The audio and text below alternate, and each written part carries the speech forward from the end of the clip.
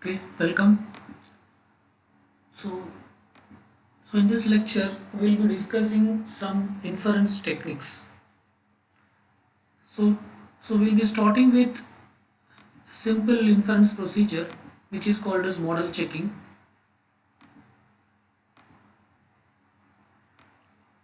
So let us try to understand what is model checking. So basically, this is a method for inference. So here, our goal is to decide whether KB entails alpha for some sentence or not. For example, let us take this sentence that is not P1 comma 2 is entailed by KB.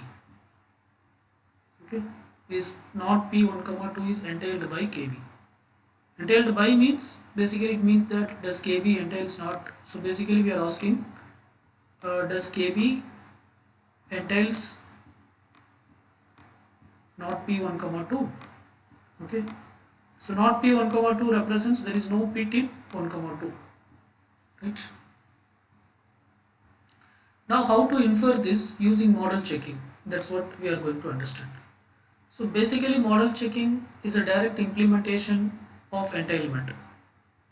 It enumerate all the possible models.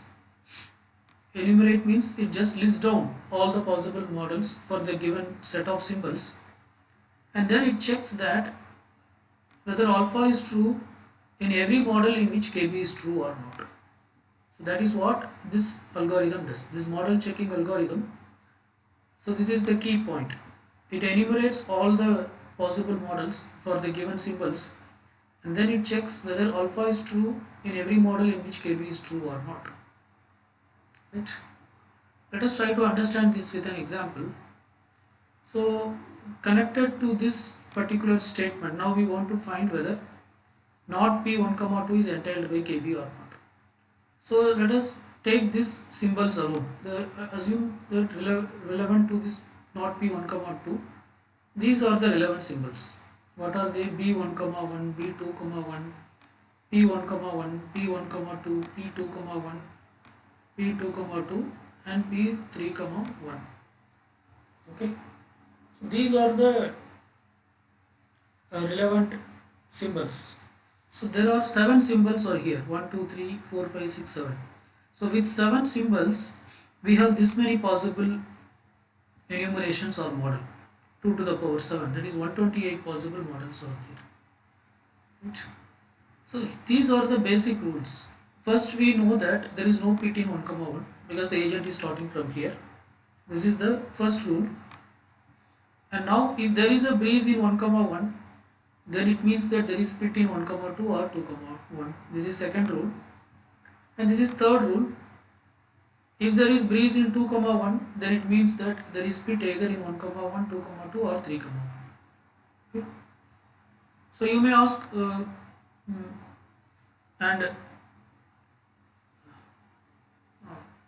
and this is the next rule, rule 4. Here we are saying that there is no breeze in 1 comma 1 because agent initially starts with 1 comma 1 and we know that there is no breeze here. So there is no breeze in 1 comma 1, and the next rule is there is breeze in 2 comma 1, which means there is splitting either 3 comma 1 or 2 comma 2. Okay, 2 comma 2 or even 1 comma 1. Right? Now here, so these are the relevant rules for this condition. Which condition? Not P 1 comma 2. There is no PT in 1 comma 2. So now we cannot directly take 1 comma 2 because based on 1 comma 2 only we are going to prove. So we are not taking that. Okay, so these are the rules relevant to that. So with these rules, what are the symbols are there? So they are B11, B12, P11, P12, P21, okay, P12, P22 and P31. Right? So these are the symbols. So totally we have 7 symbols. 1, 2, 3, 4, 5, 6, 7. This P11 is repeating 2 times, right? So totally 7 symbols. So that is how here we got these 7 symbols. So these are the relevant rules. Now with 7 symbols, there are this many combinations are possible. 2 to the power 7, 128 possible models or 128 possible combinations or 127 possible models are there. So that is what is represented here. So these are the different, our rule contains these symbols B11, B21, P11, P12, P21, P22 and P31. And also we are listing the rule. So rule 1 just says that there is no PT in 1 comma 1. Okay. So rule 2 says that if there is breeze in 1 comma 1, then what is that? So all the rules we are listing down. Now for all these things, I mean up to here you can set some values. Initially everything you can keep 0, then this you can make true, then so basically this is 0 0 0 1 1 0 1 1, that model. So like that all the possible values you here you can apply. So that is what that 128 combinations you will get. Now for each of these 128 combination, identify what is R1. So R1 means we have to apply to this rule. Similarly identify R2 by applying to this rule. Identify R3 by applying to this rule. Identify R4 and R5, so on and so forth. Okay. And also check what is in KB. So KB, you know what is KB? KB is our original, that in Olympus World problem we have discussed. So the KB knowledge base, so the knowledge base, what is the, which state is, uh, I mean, if what you call, if this is particular, if this combinations of entry is there, then what will be in the knowledge base? Okay, that we know. Or for example, even you consider the, so basically this is a reduced Olympus world problem. This is not the original Olympus world with what you call, with the Olympus. This is a reduced Olympus world problem with pits only. So in the reduced Olympus world problem we have KB, we have reduced KB with only 3 states. So only in 3 states it will be true. In all the rest of the states it will be false. So which are those 3 states that we can identify? So in that 3 states is B 1 comma 1, is there is a breeze in 1 comma 1 or not? If P2, so what is the value? So based on those state we can, I mean based on the features of that state we can identify. Okay. So basically these are the only 3 states in which KB is true out of these 128 states, right? And wherever KB is true, the beauty is wherever KB is true, right? See, only in one place KB is true. Sorry, only in these 3 states the KB is true, and in all these places P1 comma 2 is false, which means not P1 comma 2 is true. Which means what? Not P1 comma 2 is true. So which means what? KB entails not P1 comma 2, or not P1 comma 2 is entailed by KB. So that is what we are trying to prove. We are trying to prove is not P1 comma 2 is entailed by KB or not. For that you have to create this type of truth table and you have to find out. Right? Now let us take another sentence, whether not P2 comma 2 is entailed by KB or not. Okay. So again KB is true only for these 3 cases. Right? KB is true only for these 3 cases. And what about not P2 comma 2 for these 3 cases? So P2 comma 2 is false only for this case. So not P2 comma 2 is true for this case. For the remaining 2 cases, P2 comma 2 is true. So it means not P2 comma 2 is false, right? But what does entailment says? Wherever KB is true, wherever KB is true, then alpha should also be true. In our case, this is alpha. P2 comma 2 is alpha, but P2 comma 2 is, I mean it is not even P, not P2 comma 2. Not P2 comma 2 is true only for this case. For these 2 cases, not P2 comma 2 is false. Hence not P2 comma 2 is not entailed by KB. Okay, or KB does not entail not P2 comma 2. KB does not entails not P2 comma 2, but KB entails not P1 comma 2, right? So basically this is how the concept of model checking works. So whatever the statement you want to prove, you have to identify the relevant symbols and the relevant rules, and with that you have to form a big truth table. So which is called as enumeration, and then by searching on the enumeration you have to find out whether something can be inferred or not. Right? So this particular algorithm, this model checking algorithm, it is sound and also it is complete. And the time complexity of this algorithm is order of 2 to the power n. And the space complexity of this algorithm is order of n. Right? So this is the, so its worst case complexity is actually exponential to the size of the input. So this algorithm is sound and complete, that's fine, but the drawback of this algorithm is to infer one small information, you have to identify this big table. You have to identify this big table. Only then you can infer this small information also. So and its time complexity is also exponentially high, as n here n represents number of symbols. As n increases, the time complexity also increases drastically. So these are the drawback of this model. So now we are looking for other methods of inferring. So we are looking for a technique called inference by proof, like how mathematical theorems we are proving. Similarly, a new fact can be inferred by theorem. So by proving certain theorem. So why we are doing that? Because by doing that, what happens means we need not our time complexity will be reduced basically. That is, we need not maintain such big tables and then we need not infer. Rather, with little information itself we can infer. So that can be achieved by using proofs, inference and proofs. So that's what we are going to discuss now. So before getting into that actual topic, we will discuss some rules. So the first rule and the important rule that we will be discussing is called as modus ponens. This rule is called as modus ponens, and this rule is given like this. If alpha implies beta, and if alpha is given, then it means that beta is true. Okay. So there is a statement which says that alpha implies beta. And if alpha is given means if alpha is true, then it means that beta is also true. Right? So here is an example. If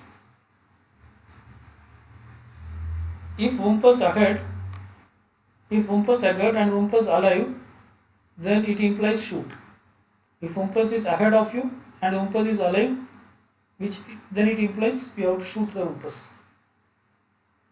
Okay. Now, if Wumpus ahead is given, now if Wumpus ahead and Wumpus alive is given, okay, that is if alpha is given, then beta can be inferred. That is what this modus ponens says. If there is a rule that says that alpha implies beta, and if alpha is given or if alpha is true, then automatically we can infer beta. Right? So assume it is given like this. If Wumpus ahead and Wumpus alive, which implies shoot. Okay, this is a rule. This is similar to, so here this part is alpha. Wumpus ahead and Wumpus alive is alpha, and this implies, after implies whatever you have is beta. The shoot, that is beta. Okay. Now assume that alpha is given.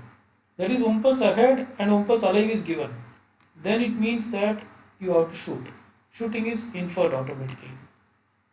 Right? So this rule is called as modus ponens. This is a very important rule. You should remember this. Similarly, there is another rule which is called as AND elimination. AND elimination. Basically, this is used to remove the AND symbol. So, for example, here alpha and beta, which means alpha is true and also beta is true. So, alpha and beta, that is what alpha and beta. Now, when you eliminate the AND, that is both are true anyway. So, you take any one, either you take alpha or beta. Okay, here we are taking alpha. So, alpha, what do you call, by AND elimination, alpha and beta just becomes alpha. or it just becomes beta. Okay. And so if you consider the truth values, that is the truth table of alpha and beta, okay, then you can show that mod exponents and elimination are sound proving techniques. Okay. So what is AND elimination? This is AND elimination. Here alpha and beta means from this you can either infer alpha or beta, right? So that uh, because this alpha and beta were separated by AND, which means both are true, so you can ignore any one. So that is called as AND elimination. And next we have some other rule which is called as biconditional elimination. So this is to eliminate the bicondition. So so here this is alpha biconditional beta, which means what? Which means alpha implies beta and beta implies alpha. Now if you remove this bicondition, at the top you will have this thing. Alpha implies beta and beta implies alpha. And at the bottom you will have alpha. So this is just the meaning, okay? This is not bottom or top, this is just the meaning. Alpha implies beta and beta implies alpha means alpha is bidirectionally connected to beta. Similarly, alpha is bidirectionally connected to beta means this is also true. Alpha implies beta and beta implies alpha. Right? Okay. So, uh, yeah. So here are some of the inference rules. So the first rule is as usual, which we know. The first 5 rules already we have discussed. It's the same thing. Okay, it's the same thing. So the first rule says that there is no pit in 1, 1. Second rule says if there is breeze in 1, 1, then what's the meaning? And third row says if there is breeze in 2, 1, then what is the meaning? Okay. And fourth row says there is no breeze in 1, 1. So this is already ruled out. And fifth rule says there is a breeze in 2, 1. Okay. Fifth rule says there is breeze in 2, 1. So there is breeze. Now what should we do? Now there may be chance for so there is breeze in I mean so this the agent when he moves to the cell 2, 1, the agent knows that there is breeze in 2, 1, right? So because of that this rule is added. There is breeze in 2, 1. Now let us assume these are the basic rules. Now from this basic rule let us see how we can infer other rules. Okay, how we can infer other rules and also how we can prove that p1 comma what is that? There is no pit in p1 comma 2 and also at the end we will be proving that there is no pit in 1 comma 2. So by using inference techniques, right? Okay, so first what we are going to do in the sense we are going to take this particular rule. Okay, and we are going to eliminate the bidirectional symbol. Okay, so yeah, not this one, that the first one. We are going to take this rule, okay, and we are first going to eliminate the bidirectional symbol. So when you eliminate the bidirectional symbol, what will you get? You will get b1 comma 1 implies p1 comma 2 or 2 comma 1 and p1 comma 2 or 2 comma 1 implies b1 comma 1, right? So now we have eliminated the so this is implication elimination, bidirectional elimination. So by bidirectional we have eliminated. Now once again on this we are applying AND elimination. This is one part of AND, this is another part of AND. So anything can be eliminated. Either this you can eliminate or this you can eliminate. So in our case, we are eliminating this and we are keeping this. Okay. So yeah. So any one can be eliminated. So what we are doing, we are keeping this and we are eliminating this. Okay, so it is this side p1 comma 2 or 2 comma 1 equal to b. I mean it implies b1 comma 1. Right? Now you know that alpha implies beta. Alpha implies beta can also be written as not beta implies not alpha. It can be written as not beta implies not alpha. Okay. Now, so now apply that rule here. So this is alpha, this is beta. This can be converted to not beta implies alpha. So this b11 becomes not b11, and it implements not of p1 comma 2 and or 2 comma 1. Okay. So now we can apply modus ponens. Now to the rule 8 we can apply modus ponens, because uh, so what is modus ponens? If alpha implies beta and if alpha is given, then we can infer beta. So here we apply modus ponens to rule 8.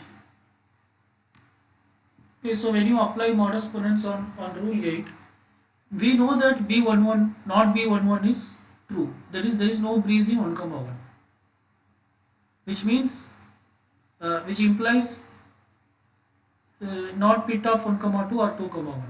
So now this is alpha. Okay, now this is alpha and this is beta. So alpha is given, alpha is already given, it is already, its proving is done.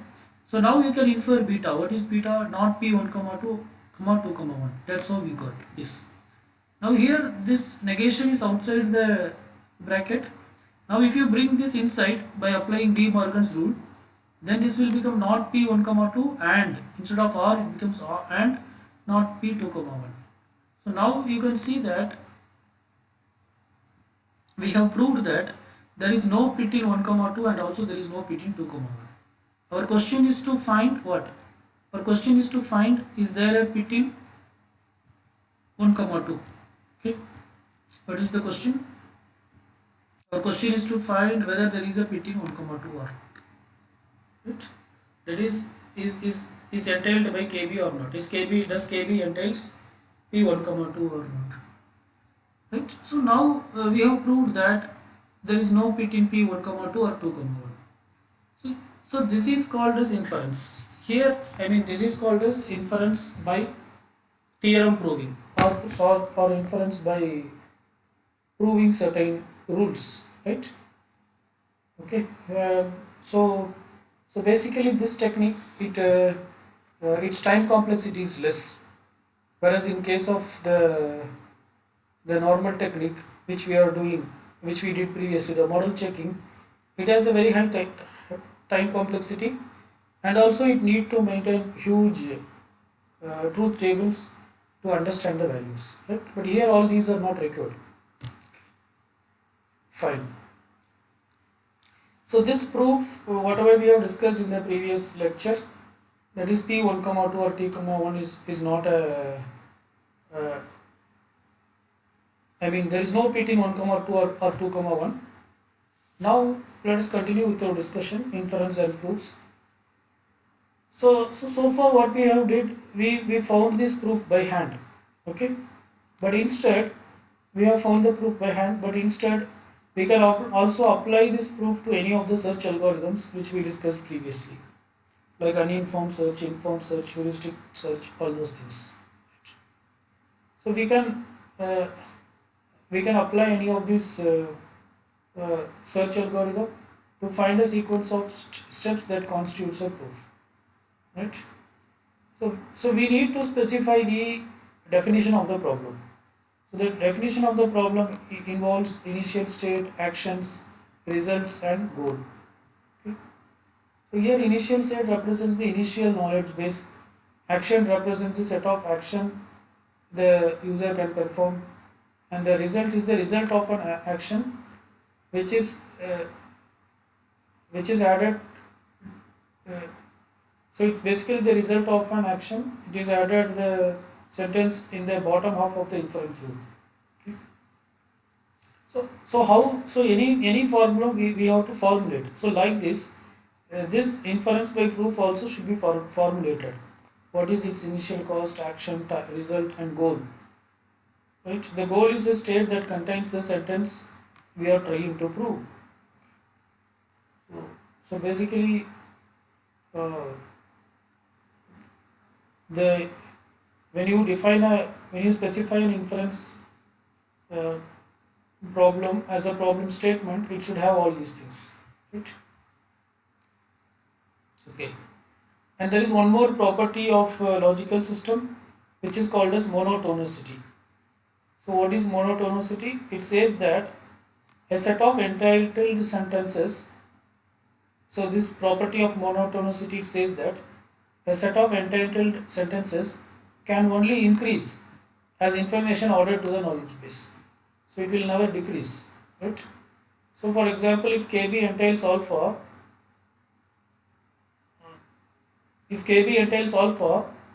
then KB and beta also will entail alpha. Okay, because this beta, where it is coming? It is coming from alpha only.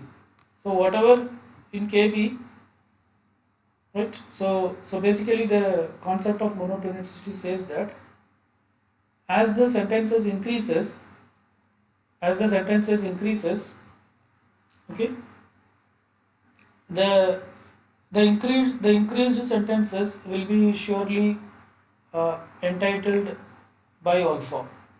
Okay, so KB entails alpha means if there are new what do you call, if there are new sentences were added, so then KB increases, KB and beta it becomes. Now that will also be entailed by alpha. There is no doubt in that. Okay, so that's what this says. Right? A set of entitled sentences can only increase as the information ordered to the knowledge base. It will never decrease. That's what it says. Okay, so if KB entails alpha, it also means that KB and beta also entails alpha. Because this beta itself is coming from the domain of alpha, so obviously it will entail, right?